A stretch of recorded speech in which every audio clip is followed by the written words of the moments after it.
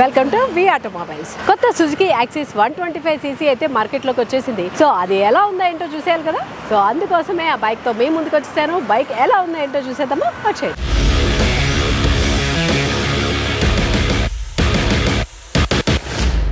Front part look విషయానికి వచ్చేసరికి head lights కి పైన క్రోమ్ ఎలిమెంట్ తోటి డిజైన్ చేసింది. ఇది నాకు కొంచెం వర్షం పడినప్పుడు హెడ్ లైట్స్ కి అది పడకుండా చిన్నది బయటకి అయితే వచ్చింది అనమాట. క్రోమ్ ఎలిమెంట్ తోటి ఈ డిజైన్ అయితే బాగా నచ్చింది. అంటే పాత దానికి దీనికి పెద్దగా డిఫరెన్స్ లేదు. ఫ్రంట్ లో చూస్తున్నట్టయితే న్యూ ఐకానిక్ ఫ్యాషన్ ల్యాంప్ అయితే మనం చూస్తున్నాం. ఎల్ఈడి హెడ్ లైట్స్ అయితే వస్తున్నాయి ఈసారి. అండ్ యూ షేప్ లో మనకి డిఆర్ఎల్ ఎల్ఈడి లైట్స్ అయితే ఇవ్వడం జరిగింది అనమాట. ఇది ఇండికేటర్స్ ఇక్కడ చూస్తున్నాం, left and right both sides. Tyre part విషయానికి వచ్చేసరికి ఫ్రంట్ టైర్ అయితే 90/90 ఇంచ్ అయితే ఉంది. బ్యాక్ అయితే 90/100 ఇంచ్ టైర్ ఇవ్వడం జరిగింది. అది గ్రిప్ కోసం అనమాట. ఇంజిన్ విషయానికి వస్తే సుజుకి ఎకో పర్ఫార్మెన్స్ టెక్నాలజీతో 4 stroke 1 cylinder air cooled engine అయితే యూజ్ చేయడం జరిగింది ఇందులో. ఇంకా సస్పెన్షన్ విషయానికి వచ్చేసరికి ఫ్రంట్ లో అయితే టెలిస్కోపిక్ సస్పెన్షన్ యూజ్ చేశారు. రేర్ లో అయితే స్వింగ్ ఆర్మ్ సస్పెన్షన్ అయితే యూజ్ చేశారన్నమాట. బైక్ అంతా కూడా చూస్తున్నట్టయితే క్లాసిక్ అర్బన్ స్టైలింగ్ లో ఉంటుందన్నమాట. చూడడానికి డైమెన్షన్స్ లో అయితే ఎటువంటి చేంజ్ లేదు. ఇక్కడ చూస్తున్నాం కదా టర్మినల్ లో పిక్ చూడండి. నేను కూర్చుంటే చాలా స్పేషియస్ గా ఉంది అర్థం. ఫ్లోర్ మ్యాట్ దగ్గర అయితే చాలా స్పేషియస్ గా ఉంటుంది అనమాట. సీట్ కూడా చూస్తున్నాం కదా, వెడల్పు అండ్ లెంత్ రెండు కూడా ఉన్నాయి. సాఫ్ట్ టచ్ తో ఉంది. 5 కలర్స్ అయితే అవైలబుల్ గా ఉన్నాయి. కలర్ కి మనకి సీట్ కవర్ కూడా చేంజ్ అయితే అవుతుంది అనమాట. యాక్సిస్ క్రోమ్ ఎలిమెంట్ తోటి కనిపిస్తుంది కదా. 125 అనేది అయితే మిస్ అవుతుంది. అది ఎందుకు మిస్ అవుతుంది అంటే పాత యాక్సిస్ కి కొత్త యాక్సిస్ కి తేడా తెలియాలి కదా. సో అందుకని 125cc ఇవ్వలేనట్టుంది. చాలా ఈజీగా మీరు గెస్ చేయగలుగుతారు. యాక్సిస్ అని ఉంటే అది కొత్త వర్షన్ అనమాట. ర్యాక్ లో కూడా మనకి రేర్ లైట్ ఎల్ఈడి ఇవ్వడం జరిగింది. ఇది కూడా యూ షేప్ లో మనకి ఎల్ఈడి లైట్ ఇచ్చారు. సైడ్ లో ఇండికేటర్స్ కనిపిస్తున్నాయి. నాకు బ్యాక్ లో బాగా నచ్చింది ఏంటంటే ఇక్కడ ఫ్యూయల్ ట్యాంక్ అనమాట. ఫ్యూయల్ ట్యాంక్ ఉంది అనేది అయితే తెలియకుండా ఉంది. ఇక్కడ సుజుకి అని స్టిక్కరింగ్ ఉంది అనమాట. ఇది మనం ఓపెన్ చేస్తేనే ఫ్యూయల్ ట్యాంక్ అని తెలుస్తుంది. ఒకసారి నేను ఓపెన్ చేసి చూపిస్తాను. చూస్తున్నారు కదా, చాలా ఈజీగా ఉంది. దీని కెపాసిటీ వచ్చి 5.3 లీటర్స్ కెపాసిటీ అయితే ఉంది. జస్ట్ ఇలా అంటే అయిపోతుంది. ప్రెస్ చేస్తే పెడల్స్ కూడా మారినాయి అనమాట. ఫుట్ పెడల్స్ బ్యాక్ లో కూర్చున్న వాళ్ళకి అల్యూమినియం పెడల్స్ అయితే ఇచ్చారు. బిఫోర్ అయితే ప్లాస్టిక్ ఉండేది, ఇప్పుడైతే అల్యూమినియం ఉంది. అండ్ ఇది కూడా స్ట్రాంగ్ గా ఉంది. స్టోరేజ్ ప్లేస్ ఎంతో చూసేద్దాము. కింద అండర్ సీట్ స్టోరేజ్ ప్లేస్ అయితే మనకి 24 లీటర్స్ వరకు స్టోరేజ్ ప్లేస్ అయితే ఉంది. అంటే పెద్ద హెల్మెట్ అయితే ఈజీగా పట్టేస్తుంది. ఇంకా చిన్న థింగ్స్ ఏమైనా ఉంటే కూడా పెట్టుకోవచ్చు. ఇందులో మనకి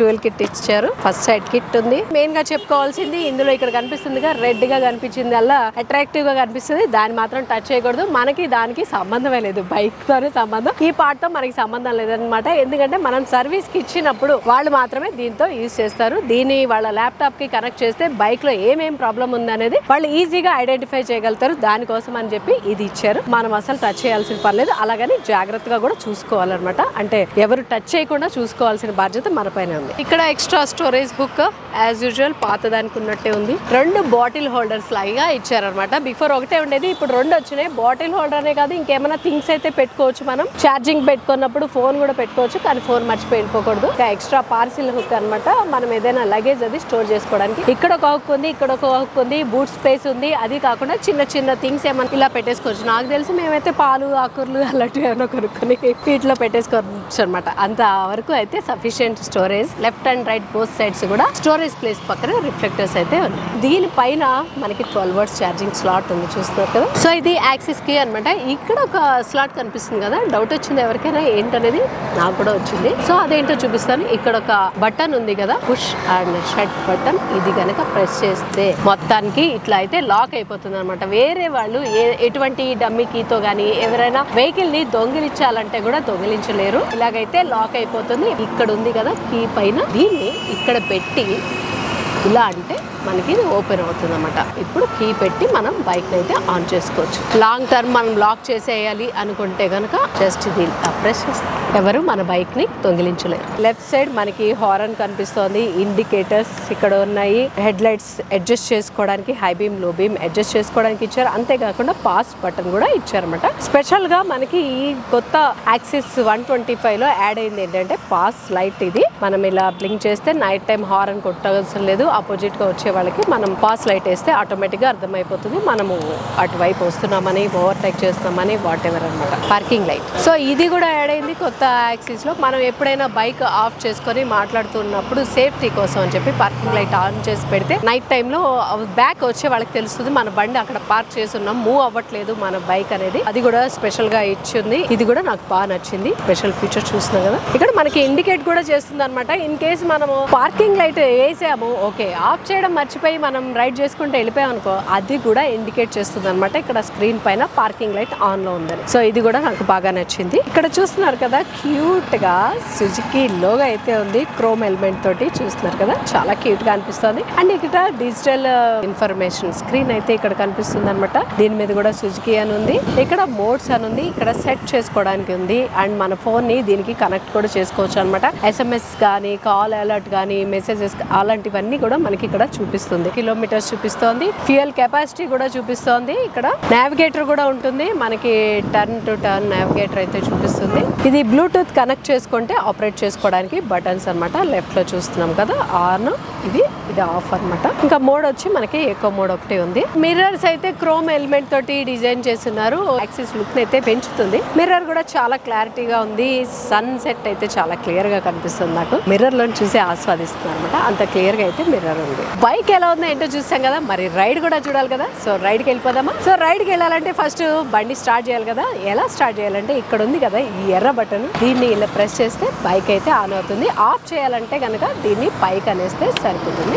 ఇది ఆఫ్, ఇది ఆన్ అనమాట. బిఫోర్ అయితే కీతో ఆఫ్ చేసుకునే వాళ్ళం, ఇప్పుడైతే అలా లేకుండా డైరెక్ట్ గా ఆన్ ఆఫ్ ఇక్కడ ఇచ్చేసారు. బైక్ డ్రైవ్ చేసేటప్పుడు హెల్మెట్ మాత్రం కంపల్సరీగా పెట్టండి.